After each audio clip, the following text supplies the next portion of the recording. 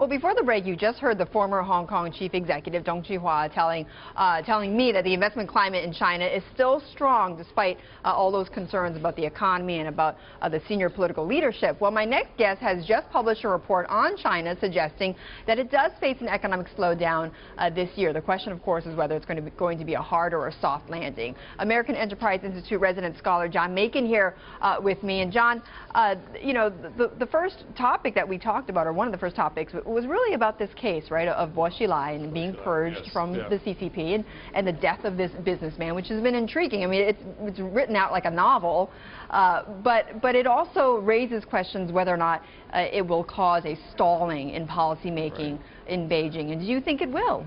I think it might. You know, the two issues that Beijing has to deal with now in this year of political transition to the new leadership is political stability and economic stability. They're already challenged in trying to engineer a soft landing. The results of that are mixed. The Bo Xilai incident is just another problem that they really rather not have now, and it might tie their hands in terms of flexibility in dealing with the economy. So in that sense, it's problematic. It also affects the investment climate, and there are some questions about how strong that is going forward. But hearing and reading some of even the local, you know, not so much the press, but what's a buzz in China on the web and what the Chinese say here in the U.S., this may be a political crisis to the scale of what we might have seen or what we saw in 1989. I mean, is that an exaggeration, or could this be possible? I've seen that reference. I don't think it's quite on that scale. There are no troops involved in the major square in China. I think this is something that can be handled. But it's a political crisis. But it's a political crisis. The inner workings. You know, you have two groups, the kind of conservatives and liberals, for lack of a better name, and that tension is something that the Politburo would rather not see brought out in public, because that also affects how they move on the economy. So I think it is problematic. It's probably not as intense and dramatic as Tiananmen Square was, but it certainly is as big a problem for the leadership in China at a time when they'd really not like to have to be dealing with something like this. Right.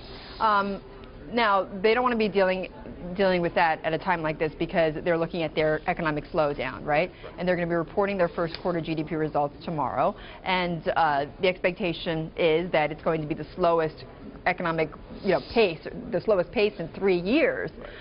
Is that going to just sort of further solidify the belief that we may be in for a hard landing in China, or what? I think it's going to continue to raise some questions about the outlook for China in 2012. Last week we got the PMI indices, and the official index was way up, and the HSBC index was quite a ways down. I think that's a sign that there may be some tension surrounding the investment outlook going forward. Tomorrow's GDP number is supposed to be over 8%. I'm not sure it will be. But even if it's in the low 8s, it's still a slowdown. And the question about how really slowing down in China, though? What is the biggest concern? What is really slowing down there? The big problem is the housing, or the residential sector. Okay. Chinese really have no place to invest other than in housing, and so when things boom and credit booms, those prices get bid up rapidly. Now the prices are coming down rapidly, and if the housing boom and the residential boom slows down, the apartment boom is what it really is in China. Right. A lot of other things slow down. It's difficult to control that, and they're trying to soften the blow by adjusting reserve requirements and the like, but it's very difficult to engineer. It's difficult to control that because landing. There's no domestic consumption, I guess, engine. Domestic you consumption would call it. is weak, but it's also driven by how, if everybody's bought an apartment and it's going up, that's good for domestic consumption. If it's starting to go down and they're underwater, it's bad for domestic consumption. Right. So they have to rely more on exports.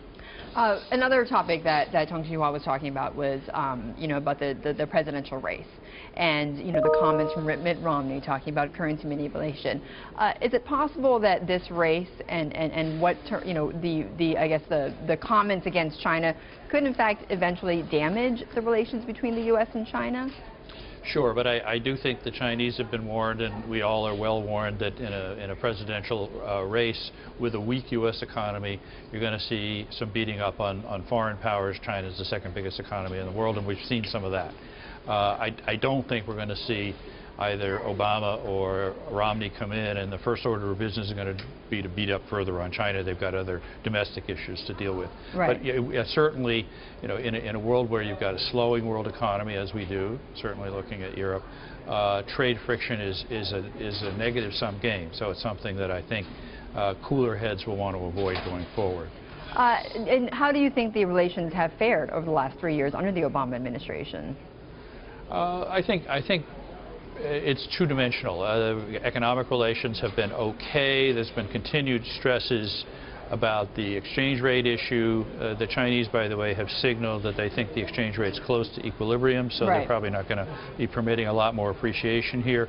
On the political front, the Obama administration has upgraded their attention to Asia, largely, though, with respect to their fears of powerful geopolitical projection into Asia from China. So it's sort of a mixed bag. Is it a threat?